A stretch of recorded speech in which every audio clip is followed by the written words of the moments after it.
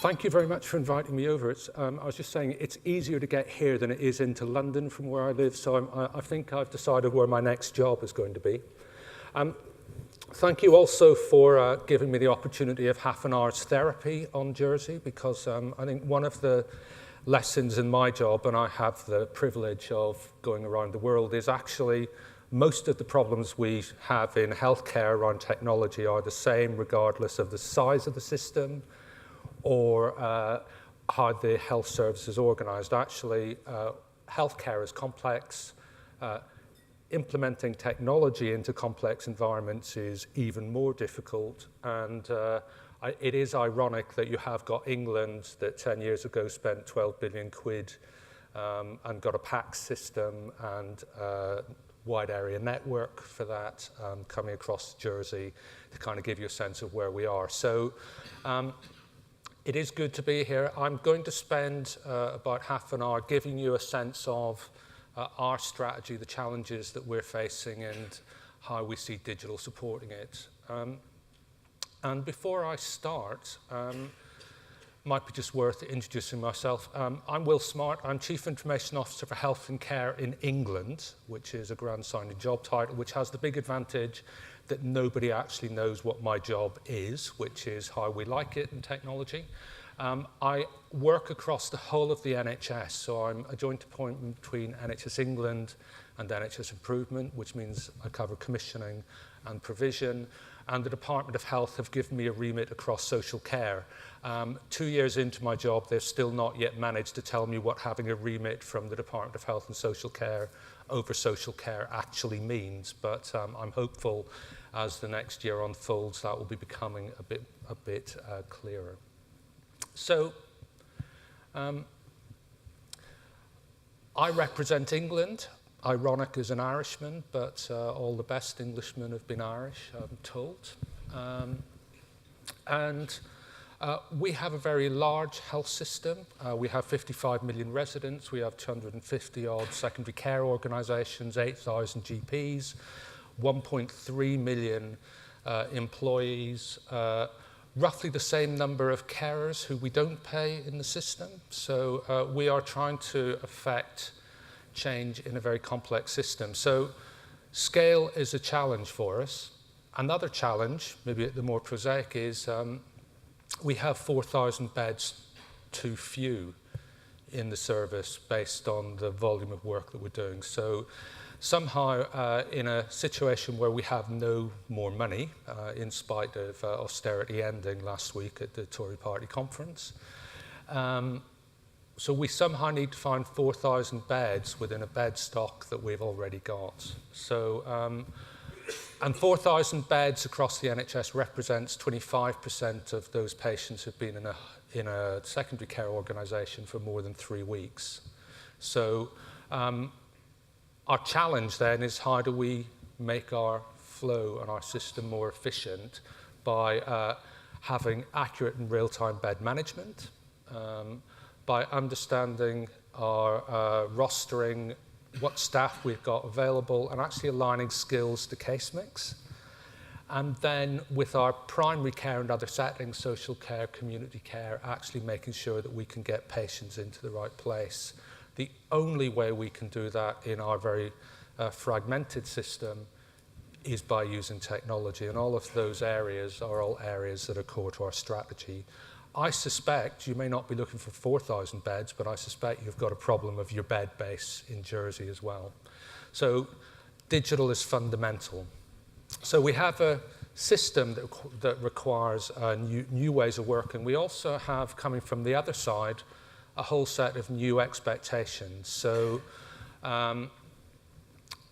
we have citizens who want integrated care. They don't want to have to deal with how we've organised our systems. They want something that's responsive to them. my goodness, they'd like appointments that actually suit their diary rather than the diary of the consultant or the nurse. They want to be engaged and involved in this decision-making, not having things done to them, but with them.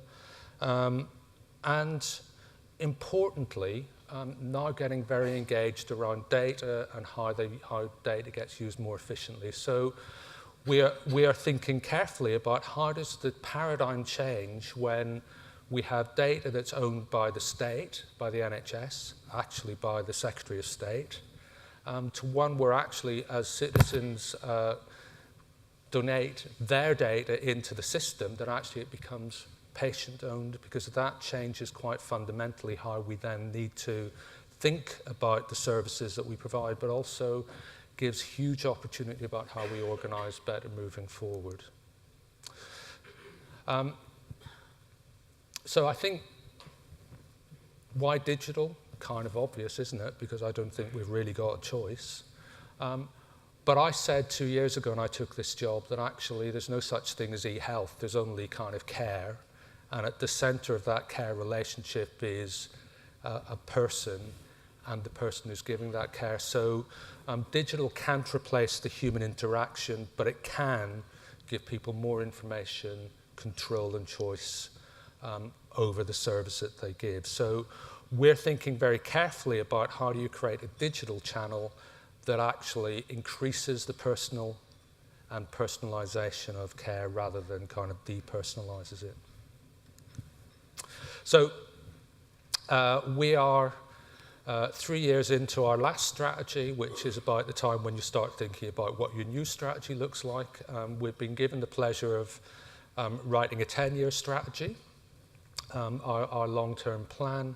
So we are thinking in the digital space across what we're now calling 4 lenses. 12 months ago, I would have been talking about 4 pillars, but you could never have too many different ways of expressing the same thing. So the 4 lenses that we're thinking about is, first of all, around the individual, around the citizen, and how we can use technology to open up and simplify access to the system, and to begin in the English health system to do what other parts of government have been doing for a while, to begin to talk about digital first channels rather than kind of digital as an afterthought, using digital tools.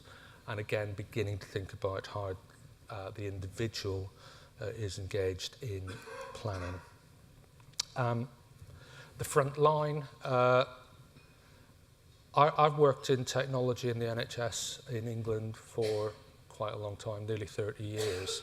And for the last 6 years before I took this job, I worked at the Royal Free. I would characterise my job as a monthly cycle of implementing something, going to the consultant staff committee, apologising for what I've just done and saying, it will get better and we'll not do that again.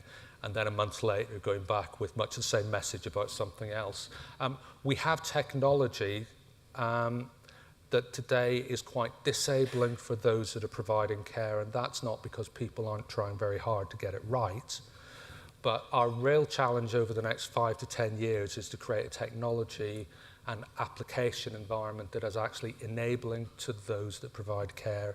So intuitive systems, looking at decision support, AI, scheduling, and taking away the stuff from the front line that the front line doesn't actually have to do, get a machine to do it, get robots to do it. So we're thinking very hard as to what that paradigm looks like in the context of an NHS that spends 1.3% of revenue on technology. So we are grossly underinvested historically.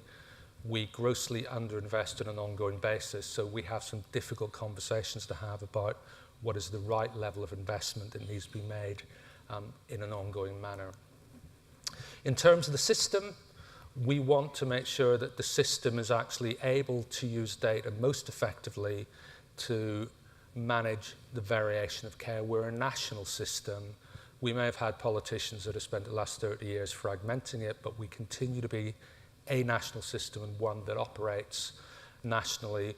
We need to take variation out so that we can be confident wherever you are treated across the system, you have the same outcomes, the same standard of care.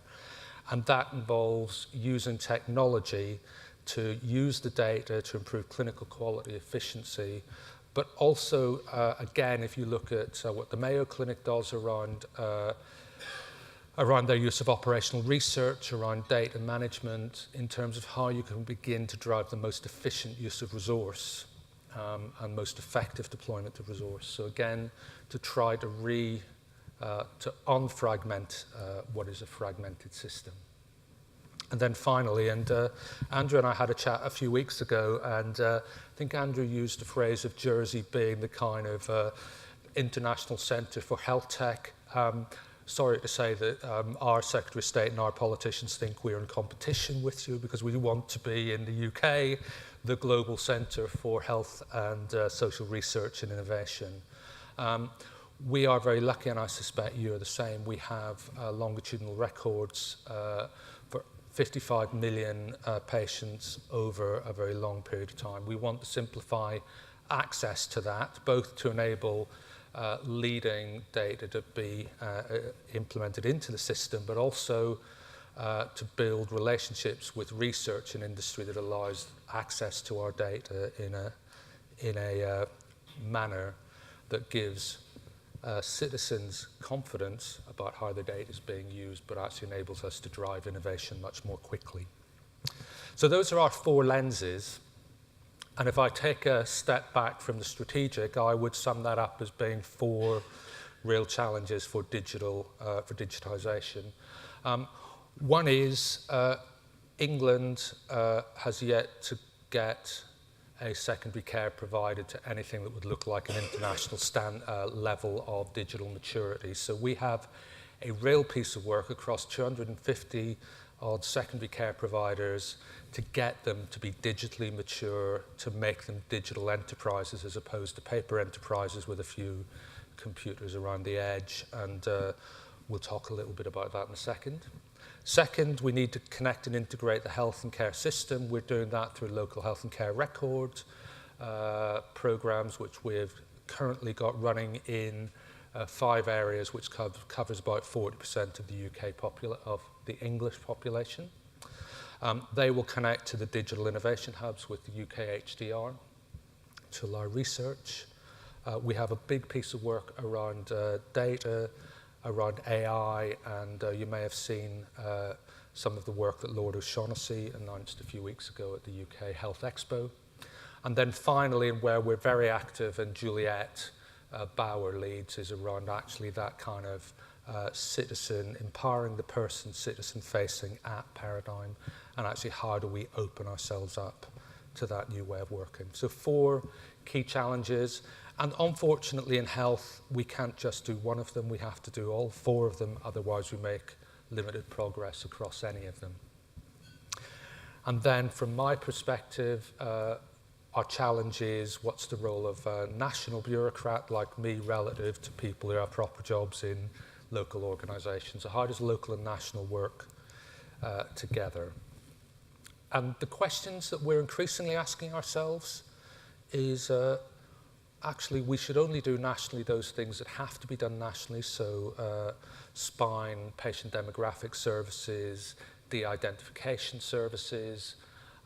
Everything else, we should be encouraging problems to be solved where the problems are, not nationally because we think we know better than the people who are actually doing the work. So we want as much to be done locally as possible, and that involves incentives, and that involves removing some of the perverse incentives we have in the system that prevents people doing the right thing. So actually, we have a policy that says we want video consultations in outpatients. We have a tariff structure that says I get paid a great deal less money if I do something via video, so why would I want to do the same work with the same staff seeing the patient and get paid less for it? So we need to get those incentives right if we're going to drive this forward. We need to think about partnerships, and it's really great to be here with the kind of IT industry as well, because you have a real role to play in helping us drive forward this agenda, because you know better than us about what the opportunities are. We can talk a great deal about what the problems are, but we need your help in terms of what the solutions might be. And finally, and maybe most importantly, we need to stop talking about this as digital, as something that kind of sits over there in a nice app. This involves real transformation of real service as well. We need to do things differently. And we're beginning to think about how do we drive the transformation locally as well as how do we drive the technology locally. So for example, about a month ago, we now have all GP first appointments being booked into secondary care electronically using the e-referral service. The e-referral service has been kicking around since the mid-2000s, running at around about 50% utilization. We'd never managed to get it up from about 50%. What we did was we changed the contract and we said, actually, GPs, if you don't refer electronically, you don't get paid for it. On secondary care, actually, you don't do the work because we're not going to pay for it either. And we expect by this date, you all to be at 100%. We ran it through the operations line through NHS England, down into the regions. We got the regional operational directors on a monthly basis to be meeting with all of their providers and saying, well, where have you got to? We had Simon Stevens looking at all of the red-rated organisations to say, why aren't you able to do it? We put resource in the right place and we got to the target 6 weeks early. So I think it proves the technology wasn't all of the problem as to why it didn't go live. There were a few things that we needed to fix. It was about getting incentives and getting the right people involved in driving the change in behaviour. So we need to do a load of stuff. I'm going to jump over that slide. The second important thing to say is we're thinking a lot about leadership, and the two programs that I talked about, so the Global Digital Exemplars, how we're digitising secondary care and within local health and care records. We've gone out with competitions to the service to say there's money attached, we have a set of asks that we want you to make, we think you're capable of doing it, come and tell us how you will do it. The first question in both of those responses was not about tell us about your kind of technology landscape, tell us about your investment plans over the next 5 years, tell us about your fantastic providers that you're working with. The first question was, what's your clinical strategy? So tell us actually how you see your organization or your region moving forward. And then the second question was, and how does digital drive into that strategy? And it was only when we got past those two questions that we got to the point of saying, now let's talk about your technology plans and how you're going to govern. So we think the only way to do this is by driving it through the leadership chain, and actually, again, bringing leadership from across the system together, because we can no longer assume that, and I worked at the Royal Free, big teaching hospital in North London, the Royal Free cannot do this on its own. It can only do it with other providers in its patch. It can only do it with GPs. It can only do it with the commissioning system. So we need leadership to come together and prove to us that they're being leaders and working together. There can be no more fiefdoms. And that lines up with the broad move that we're making in the NHS towards what were STPs that are now kind of accountable care systems. So local leadership working together to actually drive the best outcomes for patients. And we won't invest where we don't see the right leadership. A little bit about our kind of strategy, our theory of change, which is a grand way of putting it. Global digital exemplars are currently about 26 secondary care organisations that we've invested some money to say you've got 2 years or 3 years to get in the acute space the equivalent of HIM7 to a benchmarkable level where we can say you are equivalent to the best in the world. We're giving them in the acute space £10 million each, so relatively small sums of money. We're asking them to find 10 million of their own money to put against it as well, so that they have some skin in the game. The objective being to say, to do two things. One is to, for the first time in the NHS, to prove we can do it, because wouldn't that be great, having worked for 30 years in the NHS and we've continually proven we can't do it. So, and to move beyond if you're a chief executive, the quickest way to get fired is to implement a large EPR in your organisation. So we're looking for a bit of success, and we've got some organisations we think are very close to HIMSS 7, which is great. And of course, I'm now under a lot of pressure to have more of them quickly so that my bosses can stand up on stages and say how wonderful they are. But more importantly is then to bring the next group of organisations behind for those global exemplars to blueprint the technology builds, but more importantly, how did you manage this, the governance, the decisions you took, why did you decide not to do some things, why did you decide to implement in different ways?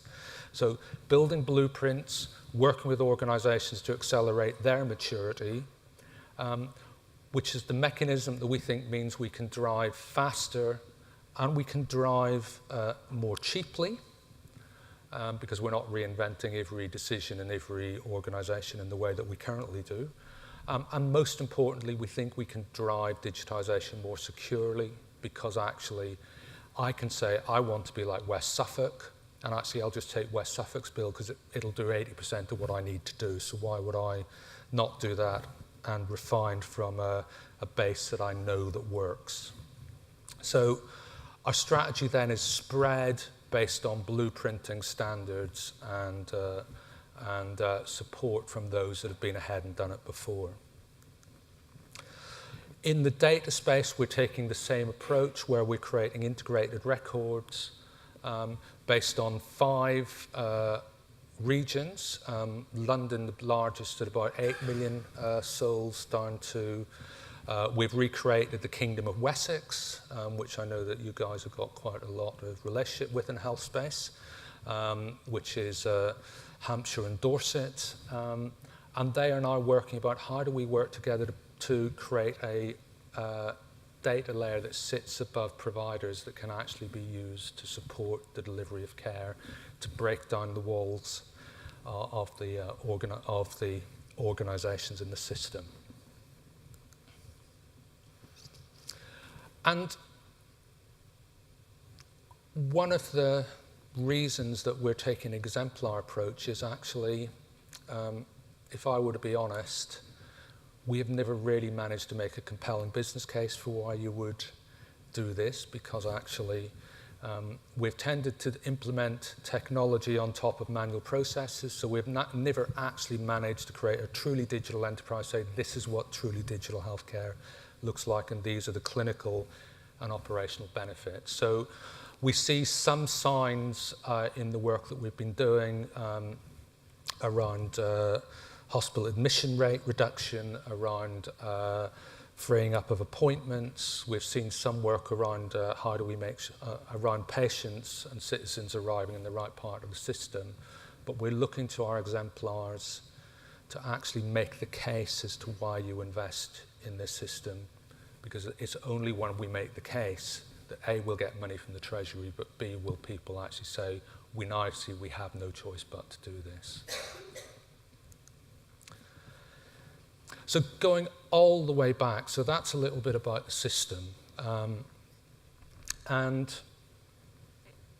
you know, we talk a lot in healthcare about being patient-centered, and I was unfortunate enough, my father was ill over the last couple of years.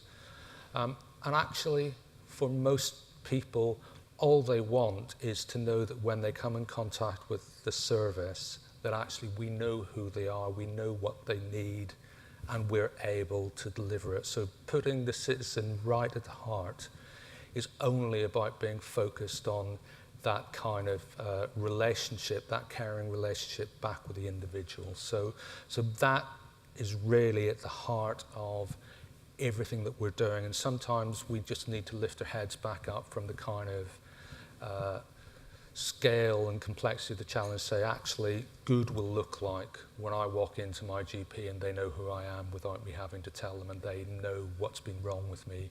They know that I've been to an A&E department or whatever. We always like to put the slide up that says we're actually getting some stuff done. We're even getting some stuff done on time and to budget, although I've got to keep that quiet because that's usually the invitation for something to go catastrophically wrong and to end up in front of the Public Accounts Committee. But we've done a huge amount of work around apps. We now have an apps library online. We have a process for how do we accredit apps, and the mechanism whereby companies can actually get their apps into an NHS app library that then is available to citizens, who then can have the confidence that at its most simple level, the data within that app is managed appropriately and effectively, all the way through to some that would say, actually, we have evidence that this app is efficacious.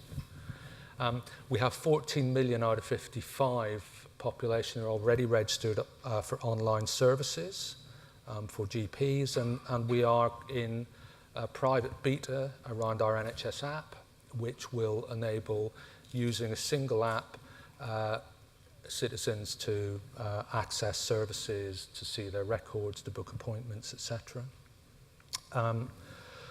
And through the 100,000 genome project, which I think now is 1 million genomes that we're looking for, we're beginning to have that genomic data available for frontline care. So we're beginning to see steps forward towards the endpoint. So we think we are on the right direction. We are continuing to deliver. There's one slide I've not put in, but to those that say actually the NHS just can't do technology, the spine services that NHS Digital run each day carries more transactions than the whole of the kind of banking system does in England. So we can do this at scale, and we can do it at 100% availability, which of course is the point at which I get the text saying that the spine has crashed and the world has come to an end. So we are moving forward, we're proving that we can do that, and actually that is all about confidence, and it's only confidence that can then help us accelerate. So what will the future look like?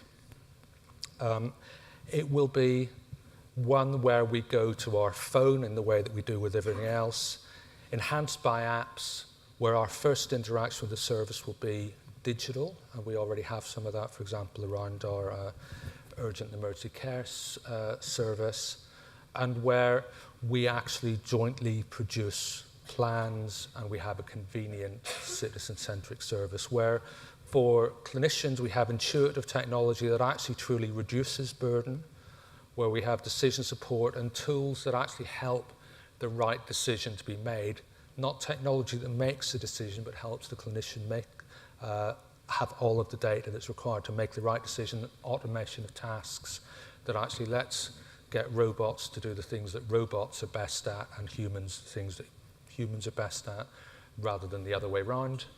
Interoperable data, real-time business intelligence and AI running across that data, and the ability to bring innovation in the data space immediately into care, subject to testing, etc. And then appropriately governed access to data, cybersecurity, transparency, so citizens could be confident that their data is safe, with a real focus on continual improvement. So with, I managed my 30 minutes quite well. I'm very impressed. I don't normally, every meeting I chair normally runs over by at least an hour, so you're very lucky this morning. So that's kind of where we are, and if nothing else, I think all I probably have said is that all of the challenges that you're facing in Jersey are not unique. They're exactly the same challenges that we're facing in England, and I've also waited half an hour to raise the B word. So in spite of Brexit, which is going well, I hear, you know, we have an opportunity across the kind of nations of the UK, but also with you know, countries like yourselves, with Isle of Man, etc., to actually work together to crack these problems together and move away from this world of where we all think we have to reinvent every wheel because the Jersey wheel is different to the North London wheel is different to the Birmingham wheel. Actually, let's just invent a wheel that works and let's put it to work. And, you know, we are in England trying very hard to become a great deal less precious about what we do and our history around health. We just want to get on, get stuff done, and I'm sure I will learn a lot today. So thank you again for inviting me, and look forward to hearing the rest of the speeches. Thank you.